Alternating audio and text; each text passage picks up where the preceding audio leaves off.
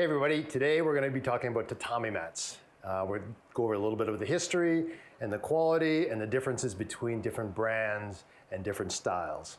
So when I was growing up, I grew up on homemade mats. They were made of foam bought at a hardware store, and my dad took some vinyl he had, wrapped the foam up, laid them down, and that was our tatami. And that's what he had many dojos with. He didn't have the money to buy professional mats, but that's what we trained on. And you know, he was pretty successful, had 3 Olympic competitors raised on homemade mats. So you can work out on anything really, but if you are a professional club or dojo, or you really want to have a proper dojo, you really want to get good tatami. They're the foundation of your dojo. That's where your students will be training, that's where you'll be spending most of your time, and you want to ensure that you get the best product possible. So you're probably wondering, what makes a great mat? What makes a great tatami? Because they all look the same, and we get this every day, that even myself, I have a difficult time telling the difference between one mat and another mat. It's not really the visual. You can tell a Ferrari from a Honda, but in a tatami, they all pretty much look the same. So I'm going to go over a few pointers that you can look at that illustrates what makes the difference between a good one and a bad one. So tatami itself is the surface mat. And now tatami is a kind of misnomer. Tatami, like as I mentioned, is traditionally the mat used in Japan of straw. Tatami today refers to a mat. Basically, most of them are made very similar in very similar fashion. It's how it's constructed and the materials that go into it that make the difference. So they have a core of foam covered in vinyl, and some may or may not have a rubber bottom. So that's the basic construction of it. So if you look at one brand to another brand, they basically look the same. What makes the difference is, first off, if you look at the surface, this is a tatami surface. It has what is made to emulate the traditional tatami. If it's too rough, it's going to give you mat burn. If it's too smooth, you might slip on it. So on this Dax Hatashita Tatami, it's a nice mix of both. You're going to get enough grip without slipping, and it's very rare really to get a mat burn. If you're getting mat burns, well, I think you'll get over it if you're really into the martial art you're practicing. It's not that often, okay? So the vinyl surface that goes on top of it is thicker than most.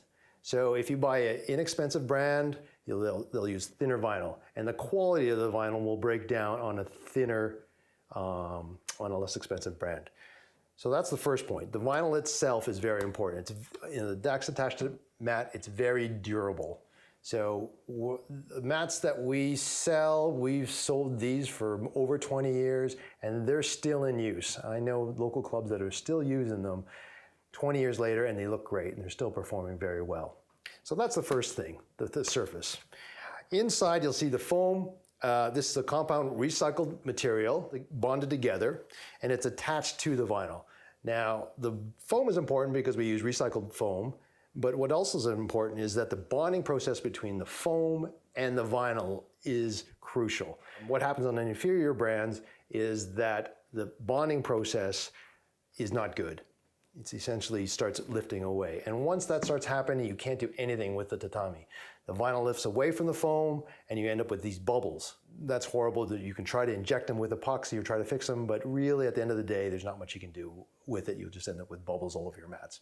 So, and take it from us, over the years, we've tried different brands, and that's what happens. We are always in the lookout for a better product. We only sell the best brands here at Hatashita, and we do our research to find what is great. And this mat is great. On the bottom side, you'll see a rubber, basically a non-slip rubber. Where this is superior to other brands is that it's a little bit thicker and it's a little grippier. If you get a less expensive brand, it's not so grippy, meaning it's going to slide around on your floor surface. Usually you want to box in your tatami so they don't move around. But if you're just laying them down, which many people do, some people pick them up every night and lay them down every night, these will stick to your floor because of the superior rubber on the bottom. If you've ever seen a cheap rubber tire, it has a very plasticky feel. If you get a good rubber tire, it's going to have a very rubbery, sticky feel, and this is what we use on these mats. So that's an important part. Now, when you put the whole thing together, you end up with a entirely encased tatami. So it's basically impervious to any moisture, which is important because you don't want it holding moisture, and that just causes rot, and that's just bad. The edges are heat sealed, so there's no seams, open seams, and you can, if you look closely at these, you'll see that there is no gap in air, or it's not going to open up. And then the rubber is put on the back, and it's also sealed to it. It's glued to it. So you've got this basically impervious tatami that's going to stick to your floor, not going to move. And if moisture does get in it, sweat, cleaning, it's not going to penetrate the tatami itself. So this is what we found. If you buy inferior brand, is usually what happens is you have lifting or cracking at the corners here. With the Dax Tatami, it doesn't happen. So those are the main points that make up the construction of the tatami.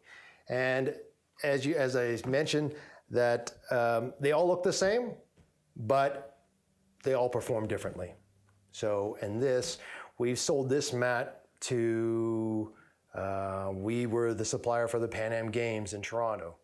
That was a huge event for us. We supplied all the mats for it, for the karate and the judo.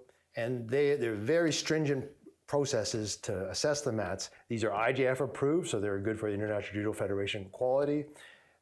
We also sell to the RCMP, the Canadian Border Services, many of the judo organizations across the country, and we've sold to the US Army, we've sold to the US Police Forces, Canadian Armed Forces, the Border Services.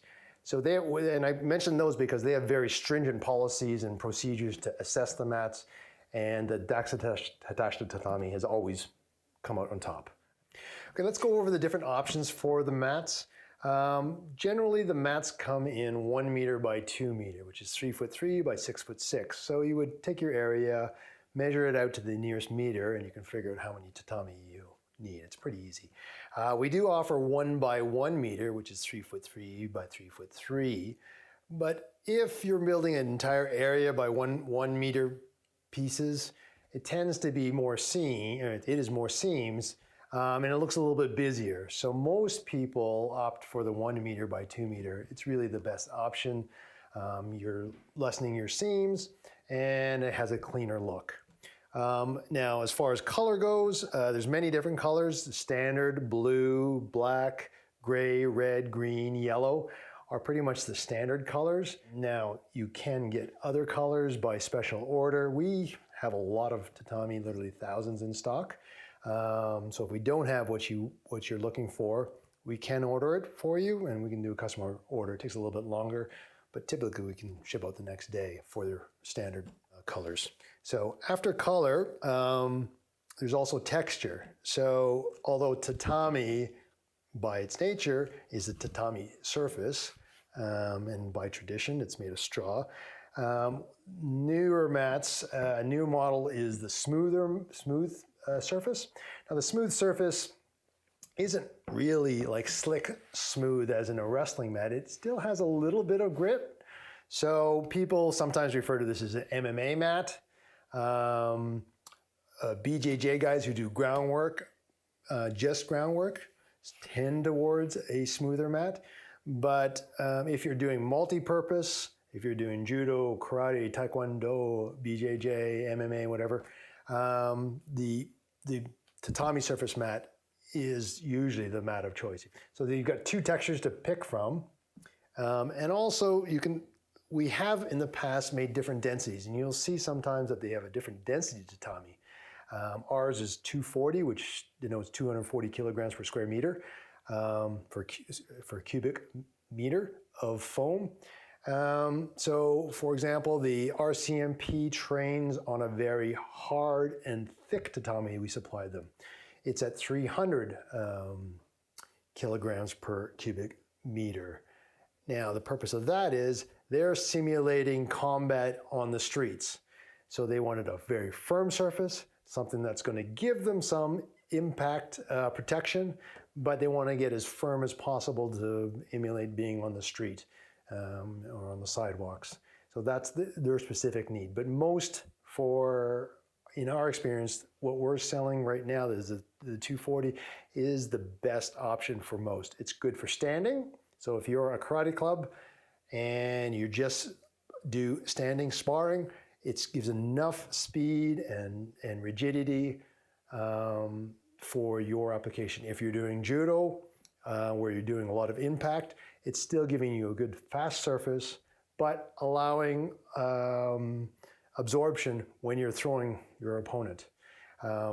If you go to a softer mat, what ends up happening is it gets a little bit slower. So you end up with a mat that isn't quite as fast as the 240. So if you went with a softer mat, it would be okay for if you're just doing kids and you wanted something soft and squishier with lots of give to it, but you sacrifice on the speed of movement and the fleet-footedness. So therefore, the 240 density is the best of most for most everybody. And if you needed a little more impact protection, I recommend building a subfloor, which we sell the blocks to create that subfloor for bigger impact for judo or for big throws. A lot of the professional clubs will build a subfloor over the entire area, and therefore and then by doing that, they can offer any activity. They can offer judo, aikido, jiu-jitsu for groundwork or karate, and you've got a very firm surface that has, the overall area has lots of impact protection. So that's as far as the density of them. What we recommend is the 240, but if you want a custom order, we can get you a harder or softer surface, but it's very rare. It's a very rare application that I would recommend that. Another thing I wanted to go over here is that when you look at a Dax Tatami, it sounds like a simple thing, but it's 1 meter by 2 meter, and it's the tolerance level is very small. It's usually right on 1 meter by 2 meters. And I say this because it's important in that if you buy a less expensive brand or an inferior brand, they might be a couple of millimeters off per mat.